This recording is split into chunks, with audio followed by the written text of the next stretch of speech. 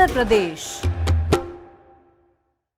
नमस्ते, मैं अभिषेक श्रीवास्तव, आप करिश्मा वारसी, आप हर्षवर्धन सिंह, आप अरुण यादव एवं आप सूरज चौहान जी। आज पैनल डिस्कशन प्रथम स्थान।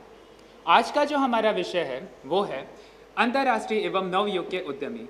मैं समझ सकता हूं कि जब हम इस बारे में बात कर रहे हैं तो सबके दिमाग में एक सवाल ज़रूर घर कर रहा होगा कि वो है कि एक उद्यमी या फिर एक एंटरप्रेन्योर क्या है। जहां तक मेरी समझ है, एक एंटरप्रेन्योर वह व्यक्ति है जो नवाचार के माध्यम से उद्योग की स्थापना करता है एवं उस प्रक्रिया में आने वाले प्रत्येक रिस्क के लिए स्वयं को उत्तरदायी मानता है। एक सफल उद्यमी बनने के लिए आपके पास कोई डिग्री या फिर एलिजिबिलिटी की आवश्यकता नहीं है, मगर आपके पास कुछ कैरेक्टरिस्टिक्स होने चाहिए।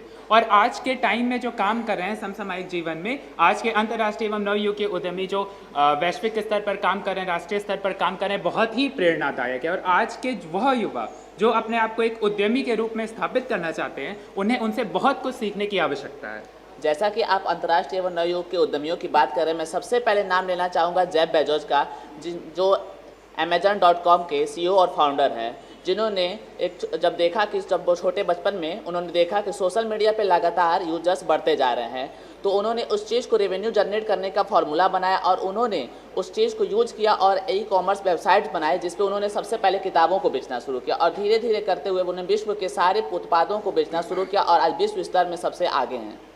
जेफ बेजोस जी के बारे में मैं कुछ और महत्वपूर्ण जानकारियाँ देना चाहूँगा जिससे नए युग के उद्यमियों को सीखने की आवश्यकता है।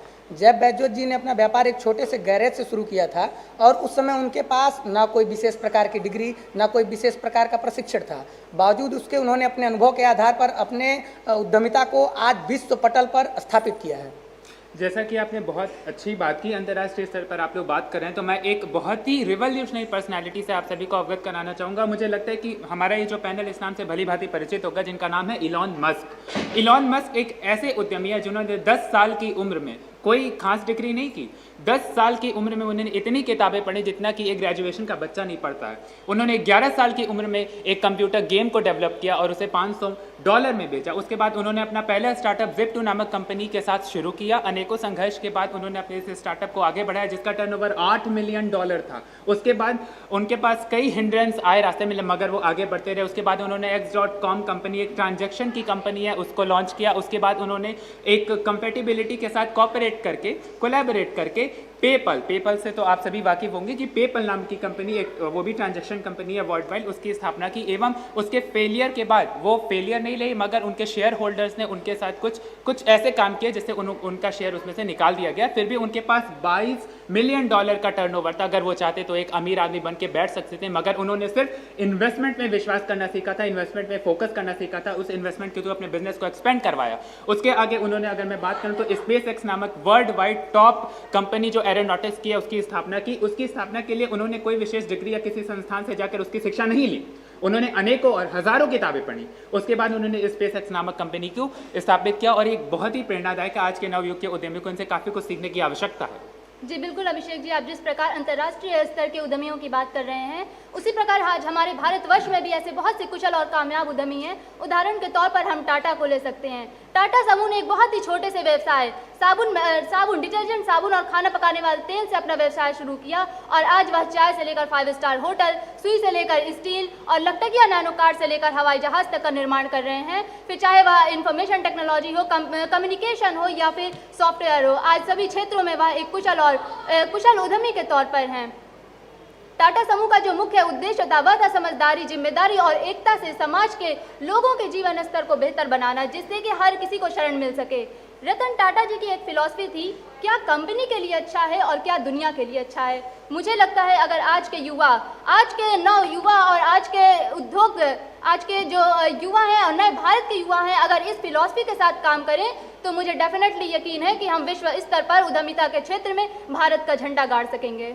जब आप युवा की बात कर रही हैं तो मैं एक मात्र 9 साल की उम्र के युवा अद्वैत ठाकुर की बात करना चाहूँगा, जिन्होंने मात्र 9 साल की उम्र में अपनी खुद की एक वेबसाइट बना ली और 12 साल की उम्र में स्टडी रूम में बैठकर उन्होंने टेक्नोलॉजी कंपनी का स्थापना कर दी और 2015 में उन्होंने एपेक्स इन्फोसिस जैसी एक विशाल कंपनी का स्थापना की जो विश्व स्तर पर भारत की अर्थव्यवस्था को आगे बढ़ा रहा है। इनसे आने वाली पीढ़ियों और उद्यमियों को सीखने और प्रेरणा लेने की ज़रूरत है। जैसा कि आपने प्रेरणा की बात कर दी है, तो मैं आज आप सभी के सामने एक ऐसे प्रेरणादायक एंटरप्रेन्योर लाइफस्टाइल एंटरप्रेन्योर की बात करना चाहूँगा जिनका नाम किसी इंट्रोडक्शन का मोहताज नहीं है, संदीप माहेश्वरी जी। संदीप माहेश्वरी जी एक ऐसी पर्सनैलिटी हैं जो यात्राओं में विश्वास रखते हैं, अपने एक्सपीरियंस को शेयर करते हैं, लोगों के जीवन को कैसे हाई क्वालिटी दे सके उस पर विचार करते हैं। ऐसा नहीं है कि वो उनकी पर्सनैलिटी ही सिर्फ आपके लिए इंस्पायरिंग होगी, उनकी कंप्लीट लाइफ भी आपके लिए मोटिवेशनल होगी। उन्होंने एज ए फोटोग्राफर अपनी शुरुआत की और मुंबई में उन्होंने देखा कि मॉडल्स के साथ कैसी एक्सप्लॉयटेशन हो रही है। उसके बाद उन्होंने अपने आप को उस स्तर से ऊपर उठाया और आज अपने आप को इस मुकाम पर पहुंचाया कि उनका नाम वैश्विक स्तर पर उल्लेखनीय है। जी बिल्कुल अभिषेक जी, आप जिस तरह प्रेरणा की बात कर रहे हैं, इसी तरह हम शहनाज हवेली वाला जी का उदाहरण ले सकते हैं। आज वह दिव्यांग होने के बावजूद एक कुशल और कामयाब उद्यमी हैं और वह मुख्यतः विशेषकर वह दिव्यांग लोगों को हाथ से बने उत्पादों के गुण सिखा रही हैं, उनमें रोजगार के अवसर, उनको रोजगार प्रदान कर रही हैं और उन्हें आत्मनिर्भर बना रही हैं, उन्हें आर्थिक रूप से मजबूत बना रही हैं। आज वह समाज के लिए एक प्रेरणा के रूप में कार्य कर रही हैं। बहुत अच्छा बात कही आपने करिश्मा। और आजकल जो उद्यमी है वो शिक्षा के क्षेत्र में भी कार्य कर रहे हैं। ये उद्यमियों की, ये एंटरप्रेन्योर्स की फ्यूचरिस्टिक विजन की बात हो गई है कि देखिए उन्होंने सबसे पहले मैं नाम लेना चाहूँगा बाईजूस, वेदांतो, अनअकैडमी किए गए, लेकिन किसी को ये नहीं पता था कि हमारे आगे ऐसी भयानक महामारी आने वाली है।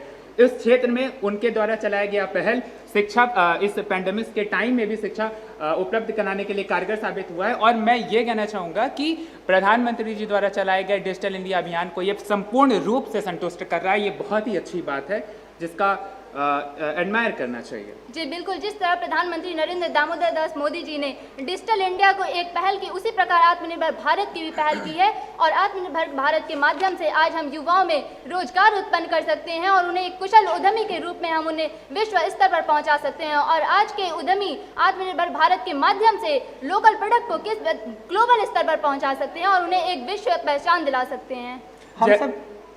हम सभी उद्यमियों के बारे में चर्चा कर रहे हैं। आज के नए युग के उद्यमियों को बहुत सारी समस्याओं का भी सामना करना पड़ता है, जिसमें मुख्य रूप से पूंजी की समस्या होती है।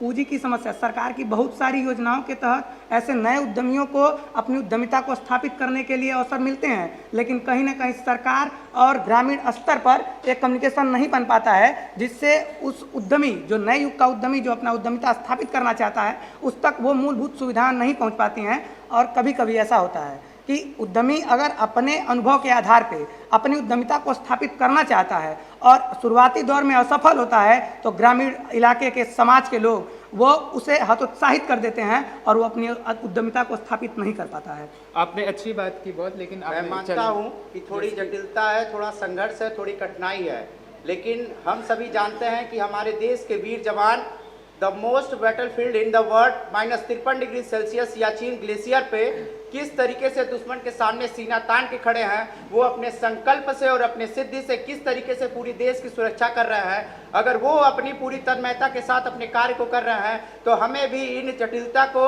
इन संघर्ष को, ये जो कमियां हैं उनको किराते करते हुए अपनी उद्यमिता को स्थापित करना चाहिए और संकल्प से सिद्धि के माध्यम से भारत को नए परिवेश में वैश्विक अर्थव्यवस्था के साथ उभरना चाहिए। बिल्कुल हर्षवर्धन जी ने आपने सही कहा। हमें इन समस्याओं और उद्यमियों की जो समस्याएं हो रही हैं उनको सॉल्व किया जा सकता है। कुछ समस्याओं का समाधान है, जैसे पूंजी इकट्ठा करने में उद्यमियों को बहुत दिक्कत होती है, तो हम क्राउड फंडिंग जैसी सुविधाओं का उपयोग कर सकते हैं, जिसमें सोशल व्यवसाय प्लेटफॉर्म है जैसे कि किकस्टार्टर, इंडीगोगो, जहाँ पर उद्यमी अपने आइडियाज़ और प्रोजेक्ट के बारे में शेयर करें तो लोग उन पर पैसा इन्वेस्ट करने के लिए तैयार है, वहाँ से वो पूंजी इकट्ठा कर सकते हैं। और जैसा आप अरुण जी ने कहा कि लोग उत्पीड़न करते हैं, आलोचना करते हैं, उनके लिए उद्यमियों को इंस्पिरेशनल होना चाहिए, उनको अपने निगेटिव माइंडसेट को बदलने की ज़रूरत है।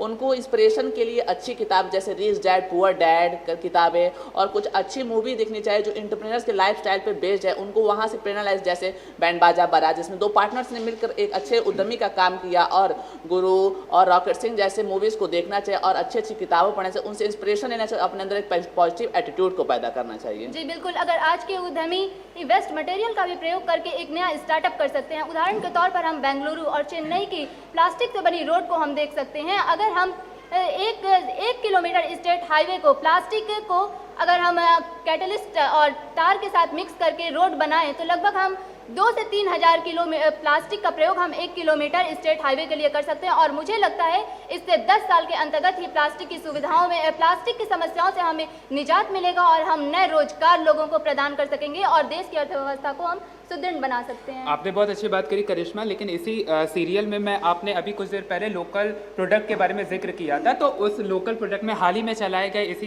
टाइम में हमारे माननीय प्रधानमंत्री श्री नरेंद्र दामोदर दास मोदी जी द्वारा चलाए गए एक अभियान vocal for local and local for global initiative के बारे में बात करना चाहूँगा, जिसमें उन्होंने भारत के ओरिजिनेटेड प्रोडक्ट के विभिन्न सेक्टरों के बारे में बात की है। उन सेक्टरों में उन्होंने खादी पर भी विशेष जोर दिया, एवं विशेष जोर तो उन्होंने सब पे दिया है, लेकिन खादी से मैं शुरुआत करना चाहूँगा कि खादी हमारी एक ऐसी परंपरा है जो हमारे राष्ट्रपिता और हमारी स्वतंत्रता संग्राम से आ रही है। उसके बाद हम अगर देखें तो हमें अपने भारत के कुछ प्रोडक्ट्स, हमारे उद्यमियों को इस पे इनकरेज करना चाहिए कि हम कैसे अपने भारत के प्रोडक्ट को वैश्विक ट्रेड पर ले आएँ, जिसमें हम ब्लैक टर्मरिक का उपयोग कर सकते हैं, गोल्डन स्वीट पोटैटो का उपयोग कर सकते हैं, और लोकल फॉर वोकल की अगर हम बात कर रहे हैं तो उस पर मैं हमारे माननीय मुख्यमंत्री उत्तर प्रदेश योगी आदित्यनाथ जी द्वारा चलाए गए अभियान वन डिस्ट्रिक्ट वन प्रोडक्ट का नाम लेना चाहूँगा, जिसमें गोरखपुर के टेराकोटा, जिसे जीआई टैग तक दे दिया गया है, वो हमारी सिर्फ संस्कृति नहीं है, वो रेवेन्यू जनरेट करती है, वो हमारी ऑक्यूपेशनल संस्कृति है। उस ऑक्यूपेशनल कल्चर के थ्रू हजारों युवाओं के बीच स्वरोजगार के अवसर प्रदान हुए। मुझे लगता है कि बहुत ही अच्छा विषय है इस पे बात करने के लिए, और ये काफ़ी अप्रिशिएबल है। और अगर हम आगे उपाय में आता हूँ, मैं आपके अगर आगे हम उपाय पर आते हैं, तो मुझे लगता है कि गवर्नमेंट के जो इनिशिएटिव है या जो योजनाएं हैं वो लोगों तक पहुँचने में बहुत ही परेशानियाँ हो रही हैं, तो वो लैक ऑफ कम्युनिकेशन कह सकते हैं और इम्प्लीमेंटेशन की कमी कह सकते हैं। तो हमें एडवर्टाइजमेंट की मदद लेनी चाहिए, और जहाँ तक मैं सोच पा रहा हूँ, हमें लगता है कि मुझे एडमिनिस्ट्रेशन को इन सब योजनाओं में इंक्लूड करना चाहिए, एकेडमिक स्टाफ को इन सब योजनाओं में इंक्लूड करना चाहिए, क्योंकि ये दो स्टाफ ऐसे हैं भारत के जो प्रत्येक स्तर के लोगों तक, रूरल से अर्बन तक डायरेक्ट कनेक्टेड होते हैं। तो ये सब योजनाएं स्पष्ट तौर पे फलित होंगी। करिश्मा, आपने अभी अपशिष्ट पदार्थों से उसे कैसे उद्यमियों द्वारा उसे एक नया रूप देके उसे उद्यमिता को स्थापित करने की बात कही। उसमें मुझे अभी मन की बात में प्रधानमंत्री नरेंद्र मोदी जी ने जिक्र किया हरियाणा के वीरेंद्र यादव का। वीरेंद्र यादव ऐसे उद्यमी हैं जो कृषि के क्षेत्र में अपशिष्ट पदार्थ यानी कि पराली को इकट्ठा करते हुए उसे फैक्ट्री, जैसे पेपर मिल की फैक्ट्रियों में ले जाकर दे करके उससे एक वर्ष में लगभग 50 लाख रुपए जो है अपना कमाए। और उसी बात को जोड़ देते हुए प्रधानमंत्री ने अपने मन की बात में कहा कि पूरे देश के किसानों से मैं आह्वान करता हूं कि वो इस अभियान को, प्रत्येक क्षेत्र के किसान इस अभियान को लागू करते हुए, जिससे दो फायदे होंगे। पहला, पर्यावरण को भी नुकसान नहीं पहुंचेगा, और दूसरा, उससे पैसा कमाते हुए अपनी उद्यमिता को स्थापित करते हैं। जी बिल्कुल, जिस तरीके से आपने गैर कृषि गतिविधि और आपने वोकल फॉर लोकल की बात की, इससे ये हम इसको आगे बढ़ाते हुए ये केवल आत्मनिर्भर भारत और किस तरीके से आत्मनिर्भर भारत को हम सक्षम बना सकते हैं, उसको हम केवल अपने एमएसएमई के माध्यम से जोड़ सकते हैं। जैसा कि हम सभी जानते हैं कि सूक्ष्म, मध्यम और लघु उद्योग जो हमारे भारत की जो मूल अर्थव्यवस्था है, ग्रामीण अर्थव्यवस्था, उन ग्रामीण अर्थव्यवस्था का पूरे देश के रोजगार में 45% रोजगार केवल एमएसएमई के माध्यम से आता है। जो हम निर्यात करते हैं उसका 50% केवल हमारे एमएसएमई के माध्यम से आता है। जो हम अपने उद्योग लगाए हुए हैं उसका 90% केवल एमएसएमई के माध्यम से आता है। इस तरीके से हमें अपनी उद्यमिता को आगे बढ़ाते हुए विनिर्माण क्षेत्र में और सेवा क्षेत्र में एमएसएमई के माध्यम से उद्यमिता को कैसे आगे बढ़ा सकते हैं, इस पे आज के युवा उद्यमी को कार्य करना चाहिए।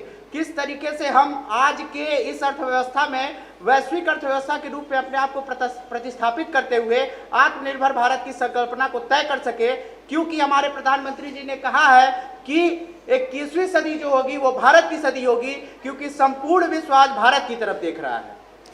अब हम निष्कर्ष की तरफ बढ़ रहे हैं, तो फिर जैसा कि हम सभी ने काफ़ी डिस्कस किया इस बारे में, तो मुझे लगता है कि भारत में प्रत्येक सेक्टर में, चाहे वो मेडिकल हो, एजुकेशनल हो, ग्रामीण हो, फूड हो, प्रत्येक सेक्टर में उद्यमी अपना कार्य कर रहे हैं, उद्यमिता पनप रही है, और वो ऐसे उन्नति की ओर अग्रसर एक पौधे की तरह है, और वो बहुत ही जल्दी, जैसा कि आपने कहा कि 21वीं सदी में वो बहुत ही जल्दी ऐसा वृक्ष बनेगा जो छाया देने के लिए तत्पर होगा। तो ऐसा मुझे लगता है कि अब हम ये कह सकते हैं कि India is ready to become a major economic power of the 21st century. जी बिल्कुल, जिस तरीके से आपने कहा कि हमें सभी क्षेत्र में भारत में उद्यमिता के अवसर हैं और इस उद्यमिता के माध्यम से हम अपने मूल जो ग्रामीण अर्थव्यवस्था है उन ग्रामीण अर्थव्यवस्था के माध्यम से महात्मा गांधी जी के स्वरोजगार योजना, नानाजी देशमुख के सर्वभूतो हितेरथ की ग्रामोद्योग योजना के माध्यम से वसुधैव कुटुंबकम की धारणा से इस नए उद्यमिता के युद्ध में उद्यमी को आगे बढ़ाते हुए